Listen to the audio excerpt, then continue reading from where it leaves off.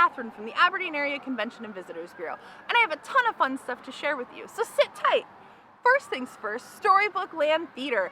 Performances start June 18th, and they're going to be in the parking lot north of Thunder Road at Wiley Park on the mobile stage.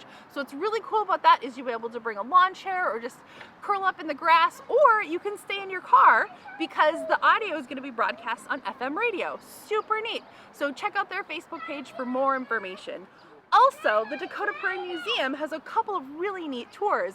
They're going to be doing walking tours, and they're going to be doing tours of the exhibits. So you'd have to sign up online ahead of time for those, but check out their Facebook page for more about that. There's a ton of fun things to do in Aberdeen that are always here, and maybe we just don't get time to do them in a normal summer. So if you haven't gone fishing with your kids lately, or haven't rented a paddle boat or one of those Surrey bikes at Wiley Park, this summer would be a great time to do that. Aberdeen is full of fun and affordable things to do with your whole family.